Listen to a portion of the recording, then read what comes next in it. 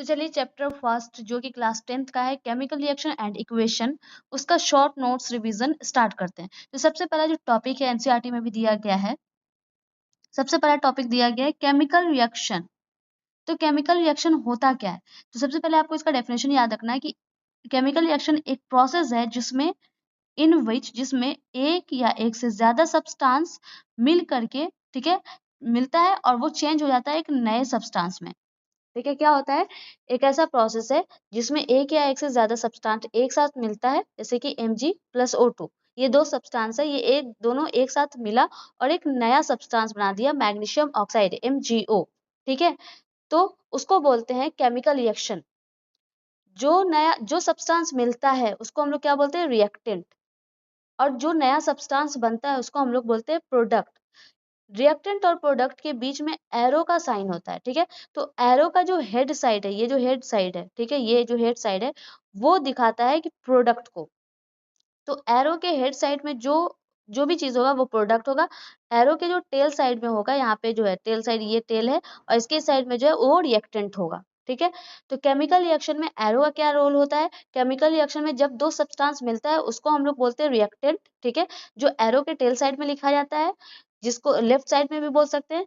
और प्रोडक्ट होता है नया सब्सटेंस जो है मिलने के बाद जो बनता है, मैग्नीशियम ऑक्साइड या कोई भी सब्सटेंस जो कि राइट साइड में बनता है, एरो के हेड साइड में बनता है।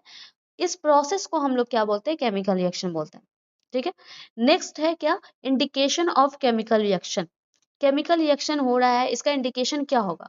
तो सबसे पहले आप देखेंगे किसी भी केमिकल रिएक्शन में या तो उसमें चेंज इन कलर हो रहा होगा, मतलब जब दो सब्सटेंस मिल रहा होगा तो उसका कलर कुछ और होगा, और आफ्टर द रिएक्शन जब नया सब्सटेंस बनेगा, प्रोडक्ट बनेगा, तो उसका कलर जो होगा वो क्या होगा? चेंज हो जाएगा।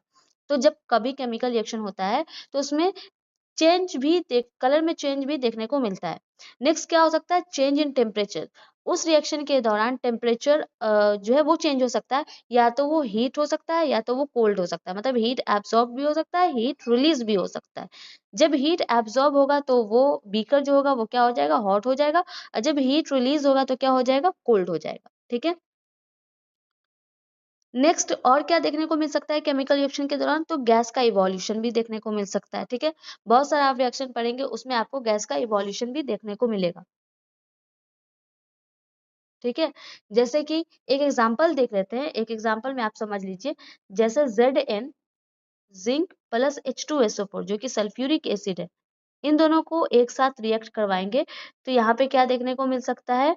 ZnSO4 जिंक सल्फेट बन जाएगा, और प्लस H2 गैस, यहाँ पे जो हाइड्रोजन गैस है वो रिलीज हो जाएगा। तो केमिकल रिएक्शन हो रहा है और केमिकल रिएक्शन के दौरान गैस भी रिलीज हो सकता है। ठीक है, तो इसका मतलब वो केमिकल रिएक्शन हो रहा है, तो गैस इवॉल्व हो सकता है।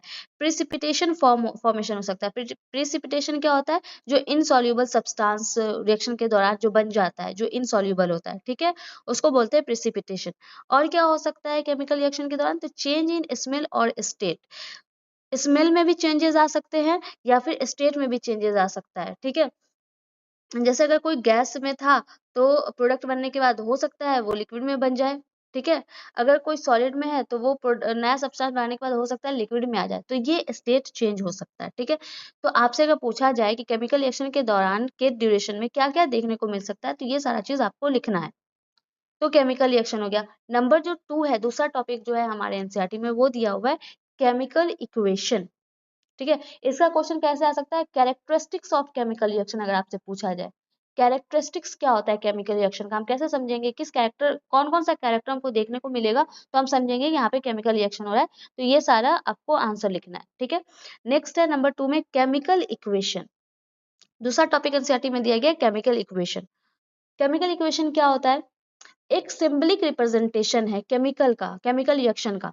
एक सिंबलिक रिप्रेजेंटेशन होता है केमिकल रिएक्शन का यूजिंग केमिकल फॉर्मूला। जब हम केमिकल फॉर्मूला यूज करते हैं तो केमिकल फॉर्मूला का सिंबल यूज करके रिप्रेजेंट करते हैं किसी इक्वेशन को, किसी रिएक्शन को, तो उसको हम लोग बोलते हैं केमिकल इक्वेशन। ठीक है, केमिकल इक्वेशन दो टाइप का हो सकता है, या तो आप वर्ड इक्वेशन लिख सकते हैं या तो क्या कर सकते हैं आप बैलेंस केमिकल इक्वेशन लिख सकते हैं। ठीक है, केमिकल का सिंबल यूज कर सकते हैं या आप वर्ड यूज कर सकते हैं। जैसे वर्ड में हाइड्रोजन प्लस ऑक्सीजन मिलता है तो क्या बनता है, वाटर बनता है। अगर आपको इसको सिंबल सिंबल में दिखाना है तो कैसे लिखेंगे, H2 प्लस O2 जो मिलता है तो क्या बनाता है, H2O। मतलब ये वाटर का केमिकल फॉर्मूला है, ये ऑक्सीजन का केमिकल फॉर्मूला है और ये हाइड्रोजन का फॉर्मूला है। ठीक है, इसमें जो यहाँ पे 2 लगा है, ये जो कोफिशियंट है, ये जो कोफिशियंट है, ठीक है, ये क्या होता है, बैलेंस करता है इक्वेशन को। तो बैलेंस्ड केमिकल इक्वेशन जब भी हम सिंबल के फॉर्म में लिखेंगे तो उसको बैलेंस जरूर करेंगे। बैलेंस करने का मतलब जब हम केमिकल इक्वेशन बनाते हैं, केमिकल रिएक्शन करवाते हैं, तो जो हमारा रिएक्टेंट के साइड जो एलिमेंट यूज होता है वही प्रोडक्ट के साइड भी यूज होगा। ठीक है, मतलब पहले जब जो जो एलिमेंट मिलके बना है, जैसे H2 + O2 बना है, तो ये नया सब्सटेंस वाटर जरूर बना रहा है, लेकिन ऐसा नहीं है कि ये एलिमेंट चेंज हो जा करके दूसरा बन जाएगा। हाइड्रोजन है तो क्लोरीन आ गया प्रोडक्ट में, कोई भी नया एलिमेंट ऐड ऑन या रिमूव नहीं होता है, सेम एलिमेंट से दूसरा सब्सटेंस बस बन जाता है। ठीक है, और उस एलिमेंट का जो नंबर होता है, जैसे कि यहाँ पे हाइड्रोजन देखें तो 2 और यहाँ पे 2, तो 2 × 2 = 4, 4 हाइड्रोजन है, तो हाइड्रोजन इधर भी 4 ही होगा। जैसे यहाँ पे 2 × 2 = 4, ठीक है, तो यहाँ पे भी हाइड्रोजन 4 है। यहाँ पे ऑक्सीजन देखिए, ऑक्सीजन यहाँ पे 1 और इसका 2, यहाँ पे 2 ऑक्सीजन है तो इधर भी O2 है, 2 ऑक्सीजन है। मतलब रिएक्टेंट के एरो के इस साइड, रिएक्टेंट साइड, और एरो के प्रोडक्ट साइड, मतलब लेफ्ट साइड जो राइट साइड जो है, नंबर ऑफ एलिमेंट भी सेम होंगे। भले ही वो कंपाउंड दूसरा बन जाएगा, उसका प्रॉपर्टीज चेंज हो जाएगा, ठीक है, स्टेट चेंज हो जाएगा, लेकिन जो नंबर ऑफ एलिमेंट है, नंबर ऑफ एटम है, वो सेम रहेगा केमिकल इक्वेशन के दौरान। उसको बोलते हैं बैलेंस केमिकल इक्वेशन। ठीक है, अगर कोई केमिकल, आपको ऐसा भी क्वेश्चन आता है कि बैलेंस द केमिकल इक्वेशन, आपको केमिकल इक्वेशन दिया होगा, वो अनबैलेंस होगा, आपको बैलेंस करना होगा। तो कैसे करते हैं बैलेंस केमिकल इक्वेशन को, ठीक है, तो number of atom each element same on both side. अभी बता दिया कि जो नंबर ऑफ एलिमेंट होगा, जैसे इधर हाइड्रोजन है तो इधर भी हाइड्रोजन है, इधर ऑक्सीजन है तो इधर भी ऑक्सीजन है, और कोई एलिमेंट आपको देखने को मिल रहा है क्या दोनों साइड, नहीं है, दोनों तरफ हाइड्रोजन ऑक्सीजन से ही मिलके बना हुआ है। ठीक है, तो एलिमेंट जो होगा वो क्या होगा, सेम होगा बोथ साइड, आप before the reaction, after the reaction. ये किस चीज को फॉलो करता है, दोनों साइड सेम एलिमेंट होगा, नंबर ऑफ अमाउंट एलिमेंट का सेम होगा। ये किस चीज को, किस लॉ को फॉलो करता है, law of conservation of mass. ये क्या बोलता है कि जो मास ऑफ रिएक्टेंट है वो मास ऑफ प्रोडक्ट के बराबर होगा, ना तो कुछ एड ऑन होगा ना तो कुछ रिमूव होगा। ठीक है, law of conservation of mass क्या कहता है, मास can neither be created nor be destroyed in a chemical reaction. ठीक है, तो केमिकल रिएक्शन में ऐसा नहीं है कि अगर इधर जो है वाटर का अगर 4 मास है, आई होप आप लोग को मोलर मास जो है, मॉलिक्यूलर मास आप सबको पता होगा, जैसे हाइड्रोजन का 1 होता है, ठीक है, हीलियम का 4 होता है, तो ये सारा आपको पता होना चाहिए, 20 तक एटलीस्ट पता होना चाहिए। जैसे यहाँ पे हाइड्रोजन दिखा दूं मैं आपको कि यहाँ पे जो इक्वेशन है H2 + O2, ये बनाता है 2H2, और यहाँ पे आपको बैलेंस भी करना होता है, इसके आगे भी 2 लगाना होगा। तो हाइड्रोजन का कितना है, 2H2 + O2 = 2H2O। ठीक है, ये रिएक्शन है। तो यहाँ पे हम लोग क्या समझ रहे हैं कि law of conservation of mass कैसे एक बैलेंस केमिकल इक्वेशन को फॉलो करता है। तो यहाँ पे देखिए हाइड्रोजन का नंबर कितना है, तो हाइड्रोजन जो है वो 4 है। यहाँ पे 2 × 2 = 4, इन दोनों को मल्टीप्लाई करते हैं तो 4 हाइड्रोजन है। हाइड्रोजन का मॉलिक्यूलर मास होता है 1, तो कितना हो गया, हाइड्रोजन 4 हो गया। ठीक है, प्लस लिखना है यहाँ पे क्योंकि आगे क्या है, ऑक्सीजन है। ऑक्सीजन का कितना होता है, 16 होता है मॉलिक्यूलर मास, ऑक्सीजन है कितना, 2 है, तो कितना हो जाएगा, 4 + 6, 16 × 2 = 32 हो जाएगा, तो कितना हो जाएगा, 38 हो जाएगा। इधर इधर क्या हो गया, मॉलिक्यूलर मास क्या हो जाएगा, मास 38 हो जाएगा। अब इधर का देखते हैं नेक्स्ट, राइट साइड का, तो राइट साइड में भी क्या हो जाएगा, 2 × 2 = 4 × 1 प्लस ऑक्सीजन कितना है, 2 × 60। ठीक है, तो क्या हो जाएगा, 4 + 16 32, और इधर भी क्या हो जाएगा, 38। ठीक है, तो वाटर का क्या हो जाएगा, यहाँ पे 38 मॉलिक्यूलर मास हो जाएगा। इस तरीके से आपको मॉलिक्यूलर मास निकालना आना चाहिए। ठीक है, मतलब वाटर का तो 18 होता है, लेकिन यहाँ पे 2 मोल ऑफ वाटर का क्या हो जाएगा, 36, सॉरी यहाँ पे 38 नहीं 36 होगा। ठीक है, 36 हो जाएगा और यहाँ पे भी 36 हो जाएगा। तो एक यहाँ पे कितना, H2O, वाटर का फॉर्मूला क्या होता है, H2O होता है, वाटर का फॉर्मूला क्या होता है, H2O होता है। यहाँ पे कितना H2 है, 2 मोल ऑफ H2O, आगे जो लगा हुआ है वो क्या है, 2 मोल ऑफ H2O। तो एक वाटर का, एक मोल ऑफ वाटर का क्या होता है, 18 होता है मॉलिक्यूलर मास, ठीक है। तो यहाँ पे 2 है तो क्या हो जाएगा, 36 हो जाएगा। तो मतलब आपको ओवरऑल क्या देखना है कि राइट साइड लेफ्ट साइड जो है एलिमेंट सेम होगा और उसका मास भी क्या हो जाएगा, वो भी सेम होगा। तो लॉ ऑफ कंजर्वेशन को फॉलो करता है, ठीक है। तो आई होप आपको law of conservation of mass समझ में आ गया होगा, बैलेंस कैसे करते हैं केमिकल इक्वेशन को वो समझ में आ गया होगा, ठीक है। नेक्स्ट आता है हमारा नंबर 3 में दिया हुआ है types of chemical reaction. Chemical reaction में सबसे पहला टाइप एनसीईआरटी में दिया हुआ है कॉम्बिनेशन रिएक्शन। कॉम्बिनेशन रिएक्शन होता है क्या है, जब दो या दो से ज्यादा सब्सटेंस कंबाइन करता है और एक सिंगल प्रोडक्ट बनाता है। क्या बनाता है, सिंगल प्रोडक्ट बनाता है, उसको हम लोग बोलते हैं कॉम्बिनेशन रिएक्शन। यहाँ पे CaO कैल्शियम ऑक्साइड और प्लस वाटर, ये दोनों मिलकर के क्या बनाया है, कैल्शियम हाइड्रोक्साइड, ठीक है। तो एक सिंगल प्रोडक्ट बना, तो ऐसे रिएक्शन को हम लोग बोलते हैं कॉम्बिनेशन रिएक्शन, ठीक है। नेक्स्ट है नंबर 2 में डिकम्पोजिशन रिएक्शन। डिकम्पोजिशन रिएक्शन क्या होता है, इसमें होता है one compound breaks down into two और मोर सिंपलर सब्सटेंस। मतलब एक कंपाउंड होगा और वो ब्रेक हो जाएगा किससे, दो या दो से ज्यादा सब्सटेंस में। जैसे यहाँ पे लेड ऑक्साइड हो गया, नाइट्रोजन डाइऑक्साइड हो गया, ठीक है। और यहाँ पे ऑक्सीजन गैस भी रिलीज हो रहा है। तो लेड नाइट्राइट जो है वो क्या हो रहा है, कन्वर्ट हो जाता है, टूट जाता है किसमें, लेड ऑक्साइड में, नाइट्रोजन डाइऑक्साइड में। इस पे जब हम हीट देंगे तो ठीक है, तो इसको बोलते हैं डिकम्पोजिशन रिएक्शन। डिकम्पोजिशन का मतलब टूट जाना, ब्रेक डाउन, ठीक है। A single compound break down into two और मोर सिंपलर सब्सटेंस, ठीक है। और ये जो रिएक्शन है, अब डिकम्पोजिशन रिएक्शन के अंदर भी तीन रिएक्शन आता है। एक होता है थर्मल डिकम्पोजिशन, जब कोई सब्सटेंस, सिंगल सब्सटेंस एक हीट की वजह से, हीट देने की वजह से ब्रेक हो जाए तो उसको बोलते हैं थर्मल डिकम्पोजिशन, ठीक है। एक होता है इलेक्ट्रोलाइटिक डिकम्पोजिशन, जब कोई सब्सटेंस इलेक्ट्रिसिटी की वजह से ब्रेक डाउन हो जाए, ठीक है, दो या दो से ज्यादा सब्सटेंस में, उसको बोलते हैं इलेक्ट्रोलाइटिक डिकम्पोजिशन। एक होता है फोटो डिकम्पोजिशन, जब लाइट के थ्रू जब कोई सब्सटेंस जो है टूट जाता है, ब्रेक डाउन हो जाता है, ठीक है, सिंपलर सब्सटेंस में, तो उसको बोलते हैं फोटो डिकम्पोजिशन। तो डिकम्पोजिशन रिएक्शन के अंतर्गत क्या आता है, ये तीन तरीके का रिएक्शन आता है, thermal decomposition by heat, electrolytic decomposition bye electricity, photo decomposition by light, ठीक है। नेक्स्ट रिएक्शन है हमारा डिस्प्लेसमेंट रिएक्शन। इलेक्ट्रोलाइटिक अगर चाहे तो आप सबका एग्जांपल भी लिख सकते हैं, थर्मल डिकम्पोजिशन का रिएक्शन, थर्मल डिकम्पोजिशन रिएक्शन का तो यही एग्जांपल हो गया, ठीक है। इलेक्ट्रोलाइटिक का आप लिख सकते हैं वाटर वाला, H2O ब्रेक डाउन हो जाएगा H2 प्लस O2 में, किसमें, H2 प्लस O2 में। यहाँ पे क्या आ जाएगा, इलेक्ट्रिसिटी आ जाएगा। तो ये आ गया इलेक्ट्रोलाइटिक डिकम्पोजिशन का। अगर आप चाहें तो फोटो डिकम्पोजिशन का भी एक एग्जांपल याद कर सकते हैं, क्या है, 2AgCl, ठीक है। सिल्वर क्लोराइड जो है, जब सिल्वर क्लोराइड पे लाइट पड़ता है, सनलाइट, LIGHT लाइट, सनलाइट, ठीक है, तो वो ब्रेक डाउन हो जाता है सिल्वर प्लस क्लोरीन क्लोराइड में, Cl2, ठीक है। तो ये एग्जाम्पल है दोनों का, तीनों का मैंने एक एक एग्जाम्पल बता दिया। नेक्स्ट है हमारा डिस्प्लेसमेंट रिएक्शन। डिस्प्लेसमेंट रिएक्शन में क्या होता है, मोर रिएक्टिव एलिमेंट डिस्प्लेस कर देता है लेस रिएक्टिव एलिमेंट को। अब इसके लिए आपको आपको कैसे पता चलेगा कौन मोर रिएक्टिव है, कौन लेस रिएक्टिव है, तो इसके लिए आपको रिएक्टिविटी सीरीज याद करनी होगी। आप हमारा व्हाट्सअप जो ग्रुप है, व्हाट्सअप चैनल जो है वो आप ज्वाइन कर लीजिए, मैं आपको लिंक डिस्क्रिप्शन में दे दूंगी।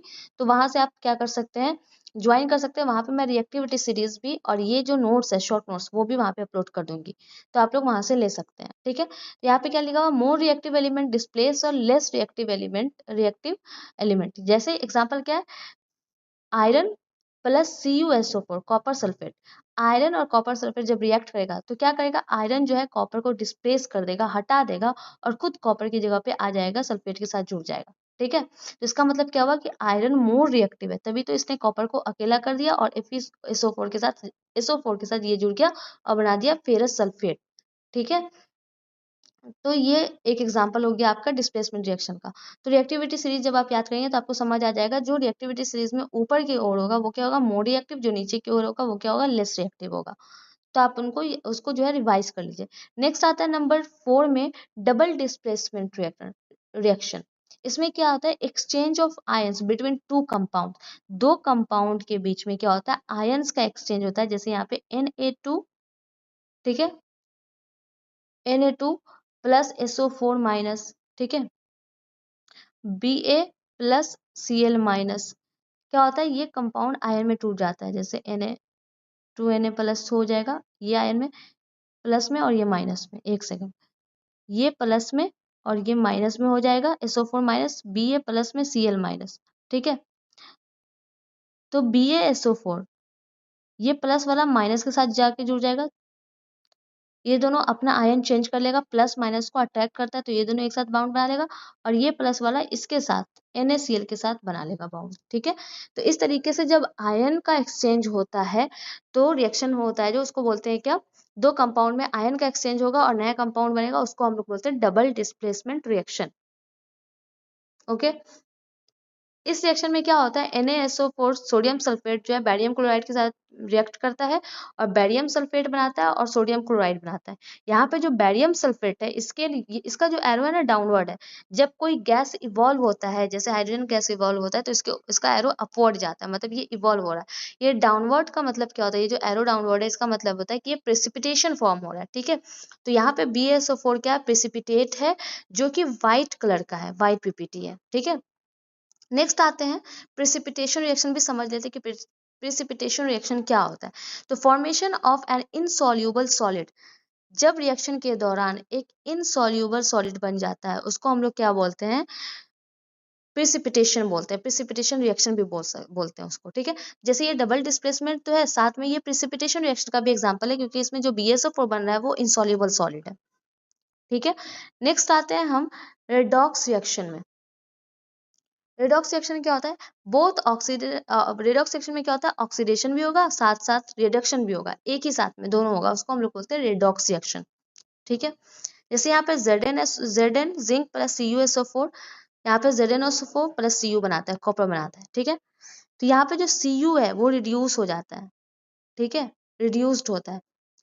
रेडॉक्स रिएक्शन में आपको और क्या देखने को मिलता है, ऑक्सीडेशन भी होता है, एक ऑक्सीडेशन टर्म होता है रेडॉक्स रिएक्शन में, ठीक है। ऑक्सीडेशन का मतलब क्या होता है, रिडॉक्स रिएक्शन में जो ऑक्सीडेशन और रिडक्शन एक साथ पाया जाता है, तो ऑक्सीडेशन आखिर क्या होता है, ऑक्सीडेशन का मतलब गेन ऑफ O2 या लॉस ऑफ H2, ठीक है, या फिर गेन ऑफ इलेक्ट्रॉन। अगर कहीं पर ऐसा हो रहा है कि किसी में लॉस ऑफ H2 हो रहा है, मतलब हाइड्रोजन निकल रहा है या फिर ऑक्सीजन आ रहा है, ठीक है। हाइड्रोजन अगर इससे किसी भी कंपाउंड से हाइड्रोजन निकल रहा है, इसका मतलब उसका क्या हो रहा है, ऑक्सीडेशन हो रहा है। और जिस एलिमेंट में, जिस कंपाउंड में हाइड्रोजन ऐड हो रहा है उसका क्या होता है, रिडक्शन होता है, ठीक है। तो ये होता है ऑक्सीडेशन में क्या क्या होता है, आप एक ही साथ याद कर सकते हैं। यहाँ पे बहुत अच्छे तरीके से प्रोसेस और क्या होता है उसमें, और एग्जांपल्स भी इसका दिया गया है, ठीक है। तो यहाँ पे ऑक्सीडेशन में क्या होता है, गेन ऑफ ऑक्सीजन होता है, लॉस ऑफ हाइड्रोजन होता है, या फिर गेन ऑफ इलेक्ट्रॉन हो रहा होगा, उसमें इलेक्ट्रॉन ऐड होता है, ठीक है। रिडक्शन में क्या होता है, लॉस ऑफ O2 मतलब O2 उससे रिमूव हो रहा होता है, ठीक है। और उसके बाद गेन ऑफ H2 मतलब H2 उसमें ऐड होगा, या फिर गेन ऑफ इलेक्ट्रॉन, ठीक है। इसका एग्जाम्पल रिमेंबर, आपको एक चीज याद रखना है, क्या, oxidation and reduction always occur together, तो उसको क्या बोलते हैं, रिडॉक्स रिएक्शन बोलते हैं, ठीक है। यहाँ पर एग्जाम्पल देख लीजिए, जैसे मैग्नीशियम, मैग्नीशियम में क्या होता है, Mg+O2, तो MgO बनाता है ना। यहाँ पे मैग्नीशियम ऑक्साइड में ऑक्सीजन ऐड हो रहा है आफ्टर द रिएक्शन, तो ये क्या हो जाएगा, ऑक्सीडेशन। यही तो बोला है, गेन ऑफ ऑक्सीजन, ठीक है। रिडक्शन में क्या होता है, Cu+O2, CuO वाला जो एग्जाम्पल है, अगर इसमें से यहाँ पे कॉपर कॉपर बनता है, ठीक है, तो इसका मतलब क्यूप्रिक ऑक्साइड में से ऑक्सीजन निकल गया, तो ऑक्सीजन का निकलना क्या होता है, रिडक्शन होता है, ठीक है। नेक्स्ट आते हैं, नेक्स्ट टॉपिक है हमारा effect of oxidation in daily life. Daily life में हमें क्या इफेक्ट देखने को मिलता है ऑक्सीडेशन रिएक्शन का, तो मिलता है एक कोरोजन, एक होता है रेन एसिडिटी। कोरोजन क्या होता है, gradual destruction of metal by air and moisture. जैसे कि हमने आयरन को एक खुले में छोड़ दिया, अब उसमें मॉइस्चर एयर, जिसमें जिस हवा में, जिस एयर में नमी होती है, पानी वाला जो एयर होता है, वो उसके साथ कांटेक्ट में रहेगा, तो उसमें क्या हो जाएगा, रस्ट लग जाएगा, मतलब उसमें जंग आ जाएगी आयरन में, तो ये क्या है, कोरोजन है, इसको बोलते हैं कोरोज होना, ठीक है। तो ये किस चीज का इफेक्ट है, ऑक्सीडेशन का ही इफेक्ट है, ठीक है। आप यहाँ पे इक्वेशन देख सकते हैं, रस्टिंग ऑफ आयरन का इक्वेशन क्या है, जब आयरन ऑक्सीजन और वाटर के संपर्क में आता है, कि कांटेक्ट में आता है, तो क्या बना देता है, Fe2O3, ठीक है। और वहां पर hydrogen Fe2O3 plus XH2O, x मतलब यहाँ पे कोफिशिएंट कुछ भी रहेगा, तो ये रिएक्शन है हमारा रस्टिंग ऑफ आयरन का। नेक्स्ट जो इफेक्ट होता है ऑक्सीडेशन का, वो होता है rain acidity. Oxidation of fats या ऑयल, ये जो होता है क्या होता है, बैड स्मेल करने लगता है और टेस्ट भी उसका बैड हो जाता है। ठीक है, तो ये क्या बोलते हैं, दूसरा इफेक्ट है ऑक्सीडेशन का। रेन एसिडिटी में क्या होता है, स्पॉइलिंग ऑफ फूड कंटेनिंग, वो फूड जो फैट्स ऑयल्स कंटेन कर रहा है वो उसका टेस्ट उसका स्मेल चेंज हो जाता है, स्पॉइल हो जाता है वो। तो ये ऑक्सीडेशन का ही एग्जांपल है। ठीक है, इसको प्रिवेंट करने के लिए हम लोग antioxidant storing in tight air container, मतलब कि हम लोग अपने फूड्स को बचाने के लिए क्या कर सकते हैं, प्रिवेंट क्या यूज कर सकते हैं, तो हम लोग एयर टाइट कंटेनर में रखेंगे, रेफ्रिजरेटर में रखेंगे अपने फूड को, ताकि जल्दी वो खराब ना हो जाए। तो ये दो आपको इफेक्ट याद रखते हैं। रेन एसिडिटी का मतलब क्या होता है, spoiling of food containing fats oils due to oxidation. ठीक है, और प्रिवेंशन भी दिया हुआ है यहाँ पे कि इसको सही कैसे रखें अपने फूड को लंबे समय तक। ठीक है, अब उसके बाद यहाँ पे आप देख सकते हैं एक्टिविटी बेस्ड इंपॉर्टेंट रिएक्शन है जो आपको याद रखना है। जैसे एक्टिविटी, फर्स्ट एक्टिविटी में क्या दिया हुआ था, मैग्नीशियम को, मैग्नीशियम रिबन को बर्न करना है। ठीक है, तो क्या हो देखने को मिलता है, तो मैग्नीशियम रिबन वाला दिया हुआ है जो एक्टिविटी 1 में, तो वहाँ पे क्या रिएक्शन यूज हो रहा है, Mg+O2 2 MgO। नेक्स्ट जो रिएक्शन है उसमें क्या हो रहा है, आयरन जो है कॉपर सल्फाइड के साथ रिएक्ट करता है तो FeSO4 बनाता है। तो आप इस रिएक्शन, जितना भी रिएक्शन दिया हुआ है सबका इक्वेशन यहाँ पे आपको अच्छे से दिखा दिया गया है। तो आप हर रिएक्शन को जाके एनसीईआरटी में चेक कीजिए, पढ़िए, और उसका इक्वेशन यहाँ पे लिखा हुआ आप यहाँ से उसको रिवाइज कर सकते हैं। ठीक है, क्या सब हो रहा है, तो यहाँ पे टाइप, उस रिएक्शन का टाइप भी दिया हुआ है, नाम भी यहाँ पे दिया हुआ है कि ये जो रिएक्शन है ये कौन सा रिएक्शन है। तो आपको बहुत अच्छे से यहाँ पे रिवाइज हो जाएगा, आप जाकर के उसको रिवाइज कीजिए, एक्टिविटी को पढ़िए, यहाँ पे टाइप ऑफ रिएक्शन आपको मिल जाएगा और उसका इक्वेशन भी आपको साथ में मिल जाएगा। ठीक है, ये नोट्स मैं व्हाट्सअप के चैनल पे पोस्ट कर दूंगी, आप लोग वहां जाकर के ज्वाइन कर लीजिए, लिंक मैं डिस्क्रिप्शन में दे दूंगी, ज्वाइन कर लीजिए, ये नोट्स आप लोग डाउनलोड कर लीजिए। नेक्स्ट क्या नंबर एक्स्ट्रा पॉइंट है ये, की लॉस क्या था, loss of conservation of mass था, जो कि बैलेंस, हम लोग बैलेंस जो कर रहे थे केमिकल रिएक्शन को, तो वहां पे यूज हो रहा था। क्या मतलब है इसका, कि mass neither be created nor be destroyed, चाहे आप कितना भी सब्सटेंस आप एक साथ रिएक्ट करवाएं और जो नया प्रोडक्ट बनता है, दोनों साइड जो है इसका वेट क्या होगा, सेम ही होगा, हमने देख लिया प्रूफ। ठीक है, एक होता है लॉ ऑफ कांस्टेंट प्रोपोर्शन, इसमें क्या होता है, element combine in fix proportion by mass, मतलब वही हो गया। ठीक है, उसके बाद क्या आपको टिप्स एग्जाम के लिए क्या याद करना है, हमेशा आप रिएक्टिविटी सीरीज जो है वो हमेशा याद कीजिए। रिएक्टिविटी सीरीज में मैं व्हाट्सएप के चैनल पे दे दूंगी, आप लोग वहां से जाके डाउनलोड करके याद कर लीजिए। ठीक है, तो डिस्प्लेसमेंट वाले क्वेश्चन लगाने से पहले आपको क्या याद रखना है, रिएक्टिविटी सीरीज याद करना है। जो जब आप बैलेंस कर रहे हैं इक्वेशन को, तो आपको देखना है कि दोनों साइड जो एटम का नंबर है वो सेम है या नहीं, तो एटम के नंबर को आप लोग काउंट कीजिए जब आप बैलेंस कर रहे हैं इक्वेशन को। आइडेंटिफाई द चेंज, आपको आइडेंटिफाई करना है कि जो रिएक्शन हो रहा है, रिएक्शन जो हो रहा है केमिकल रिएक्शन, उसमें क्या हो रहा है, कौन सा कलर, क्या कलर चेंज हो रहा है, कौन सा गैस रिलीज हो रहा है, क्या उसमें कोई पीपीटी भी बन रहा है। ठीक है, और तब उस हिसाब से आपको डिसाइड करना है कि टाइप ऑफ रिएक्शन कौन सा रिएक्शन। ठीक है, प्रैक्टिस कीजिए एक्टिविटीज बेस्ड रिएक्शन जो है एनसीईआरटी में, और उसमें से डायरेक्टली क्वेश्चन आते हैं। ठीक है, तो आप लोग जाकर के वहां से प्रैक्टिस कीजिए उस क्वेश्चन को। इसके जस्ट बाद जो है ना, इसी चैप्टर का क्विज सेशन आने वाला है, तो आप लोग उसको भी ज्वाइन कीजिए। और अगर आप चाहते हैं कि जो चैप्टर फर्स्ट का जितना भी एक्टिविटीज है उसका फुल एक्सप्लेनेशन के लिए अलग वीडियो बनाया जाए, तो कमेंट सेक्शन में जरूर बताइए। मिलते हैं नेक्स्ट वीडियो में, और इस शॉर्ट्स नोट्स को रिवाइज करने के बाद आप लोग जो है क्विज सेशन जरूर ज्वाइन कीजिएगा, जिसमें 20 मोस्ट इंपॉर्टेंट क्वेश्चन दिए गए हैं, ताकि आपका जो ये चैप्टर है पूरा अच्छे तरीके से डन हो जाए। और अगर एक्टिविटीज वाला वीडियो चाहते हैं तो आप लोग कमेंट में लिखिए यस प्लीज एक्टिविटीज एक्सप्लेनेशन, तो मैं उसका वीडियो भी डाल दूंगी। चलिए मिलते हैं नेक्स्ट क्वेश्चन में, चैनल को सब्सक्राइब कर लीजिए, ताकि इसमें बहुत इंपॉर्टेंट क्वेश्चन, बहुत important short notes, hand retain notes भी आपको प्रोवाइड कराए जाएंगे।